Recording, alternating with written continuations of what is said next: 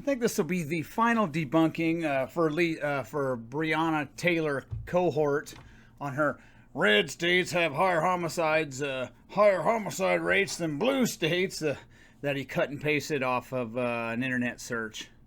That came from a Democrat think toilet that got it from the guy who cleans the bathroom at Kmart. So let's get down. I added Kansas and Kentucky, two more red states. Do you remember Reagan's Sea of Blue in 1984? Look at replays of that. So I added Kansas and Kentucky, two more red states. So let's look at Kansas. Now, when I looked at the Kansas state data, they had 469 murders from 2018 to 2020. The FBI only had 318. So I think the Kansas state data is adding negligent manslaughter. Usually if they're off by that much, more than just a handful or a couple percent, there's something different. But when I compare the Biden and Trump counties, the Biden and Hillary versus the Trump counties in Kansas, it'll still be apples to apples when I look at the state data. So I don't quite know what the difference is there. I think the Kansas state data is adding some of those things the FBI doesn't add. So for what it's worth, according to the FBI, Kansas had a homicide rate of 3.633 from 2018 to 2020 per 100,000. And according to the Kansas state data, it's 5.352 from 2018 to 2020, which is a little bit lower than the national average. So what I did, and I've got the links to all that so you can dig through this if you want to, check my work. I left a paper trail. For what it's worth, I took the two counties in Kansas that overwhelmingly vote for Democrats. Now, I didn't look at them on the state level as far as who they send to the, to represent them in the state legislature. But I'm pretty sure it's Democrats. Check the links in the video description for more information on all this. Got all this laid out. The two counties that vote overwhelmingly for the dumbass-crats in Kansas are Wyandotte, I think that's how you pronounce it. I didn't bother to look it up, and Douglas. From 2018 to 2020, they had a homicide rate of 14.846. Kansas City, Kansas is included in that, and that's the lion's share of it. A homicide rate of 14.846, way more than double the average in the state. Because you remember the challenge I gave, find me any state where the whitest pro-Trump counties, and usually a 60% or more average is what I use, unless they won the state by close to that, and then I go up to 66. But find me a state where the whitest pro-Trump counties have a homicide rate higher than the state average in that state, higher than the national average, and higher than the most pro-Biden Hillary counties. Haven't found one yet. Kentucky was close. Get to that in a second. So those two counties in Kansas that vote overwhelmingly dumbass-crat, 14.846 per 100,000 homicide rate. That's pretty dang high. Now, the ones that voted for Trump, I'm not going to name them all because there's a boatload of them. They had a homicide rate, according to the Kansas state data, of 2.526 per 100,000. So again, we have a state where the whitest pro-Trump counties are pulling the average down, and the most diverse pro-Biden and Hillary counties have sky-high homicide rates. So again, for Byron Taylor Cohort, it's a simpleton's task to just say red state high homicide rate, blue state low, and not look, at the county data. I mean, like I said before, I'd like to accuse him of guile, but I don't think he's smart enough to figure that out. So I don't think he was trying to fool anybody. He's just that dumb. Now, looking at Kentucky, and see the notes on this. Some state data sucks. Again, for Kansas, go back to Kansas real quick. You won't find data. They don't say anything in there.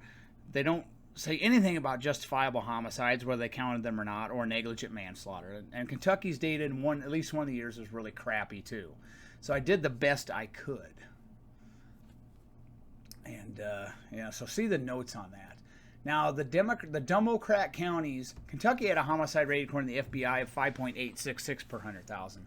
That's pretty darn high. Here's one of the note. I wanted to give you the state data of this, but in the 2019 and 2020 reports, they do not break it down, so I cannot compare the state and FBI data. They don't break it down by justifiable homicide separated from negligent manslaughter separated from murder / non-negligent manslaughter. So they make it difficult. Now, the 2 counties in Kentucky that vote overwhelmingly dumbass crap, that's Fayette and Jefferson. And Jefferson's where Louisville's at. And I did profile that in one of the links that you're going to see on there, where I profiled Democrat cities in some counties that are the most violent cities in America. Fayette and Jefferson, they had a homicide rate of 13.968 per 100,000. 13.968 per 100,000. So again, we have another, Kentucky's a red state with a very high homicide rate. Well, those 2 counties, and they're a good chunk of Kentucky's population, it's not 2 podunk counties, homicide rate of 13.968. Now, if you run the counties that voted for Trump, since he won Kentucky by so much, 66% or more for Trump in 2020 and 2016, they had a homicide rate of 8.285. So that's really high, but it's still lower than the 2 counties that voted overwhelmingly for Biden. Also, if you look at the data, now this will be real uncomfortable. In 2020, now keep in mind, Kentucky's only 8.6% black. In 2020, of all the arrests for violent crime, 22.36% of the arrestees were black. And 28.88% of the arrestees for homicide in Kentucky in 2020 were black. I removed all the unknowns. I took only the arrests where they knew the race of the assailant. So I put that in the notes too. In 2019, 24.35% of the arrestees for violent crime in Kentucky were black. Again, Kentucky's 8.6% black. 26.91% of the arrestees for homicide in Kentucky in 2019 were black. In 2018, of the arrests for violent crime, 22.1% of the arrestees were black. And in 2018, 27.21% of the arrestees for homicide were in Kentucky black. And in 2017, 23.47% of the arrestees for violent crime in Kentucky were black. And that same year, 35.05% of the arrestees for homicide in Kentucky were black. And you can see how the arrests plummeted from the 2018 level. They went down by over 5,000. And then they went down to over 4,000 more in 2020. So do we have a Ferguson effect in Kentucky where the Democrats are trying to intimidate the police into not doing proactive policing, or intimidating the police department into so many retirements they can't really do their job? So then when they're great unwashed go out and riot, they're more likely to get their way. And then if someone like Kyle Rittenhouse comes along, they try to destroy him for defending his community. And that's what the Democrats, talk insurrection. That's what the Democrats are trying to do. They're trying to intimidate the police into not doing their job. So then when the great unwashed go out and riot, nobody's going to stop them, because you don't want to be Kyle Rittenhouse. And thankfully he was found innocent. So I just there's some more data to look at for you. There are two red states I went over, one with a low homicide rate, one with a sky high one. And in Kentucky, at least, there's a disproportionate amount of the people arrested are very disproportionate amount are black. Kentucky also has a lot of problems. They have a massive drug overdose problem down there. It is getting ugly. So see the links in the video description. Oh, one more thing. Since Byron Taylor Cohort likes to talk about red states and blue states, well, here's the list of cities I profiled from 2018 to 2020. I'm going to do this again about circa summer 2024 when all the reports come out. The following cities, and I talk about mass killings. Oh, every time there's a mass killing, we got to have an autistic fit and go out there and talk about it and use dead people as a human shield. But what about all the black hood rats killing other black hood rats, primarily in places like Chicago, Baltimore, and Detroit? That happens all the time. The news crews aren't there, and you guys are having autistic fits about it because it's not politically expedient.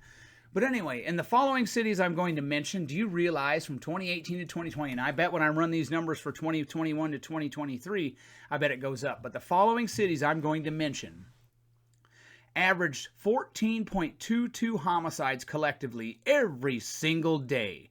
Do you get that? Every single day, these following cities collectively had 14.22 homicides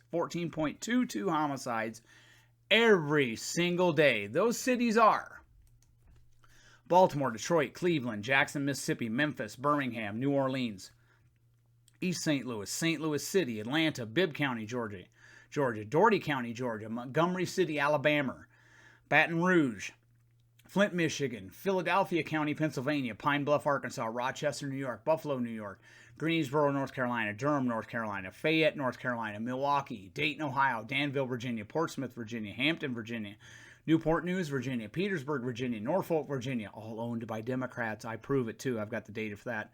Roanoke, Virginia, Richmond, Virginia, Washington, D.C., Compton, California, straight out of Compton, yo. North Little Rock, Arkansas, Wilmington, Delaware, Newark, Camden, New Jersey, Chicago, Gary, Indiana, Little Rock, Arkansas, and Houston, St. Paul, Minneapolis, Cincinnati, Indianapolis, Albuquerque, Louisville, Syracuse, Kansas City, Missouri, Oakland, Richmond County, Georgia, Savannah, Georgia, and Shreveport. 14.22 homicides. So the next time you see a Democrat having an autistic fit about a mass shooting, say, well, there was a mass shooting yesterday in those cities combined, and tomorrow there'll be a mass shooting, and tomorrow there'll be another one, and another one, and another one. 14.22 homicides every day. Their homicide rate from 2018 to 2020 was 4.5 times higher than the U.S. average. They had 6.354% of the population 2018 to 2020, but they had 28.54% of all the homicides. Don't thank me now for the information.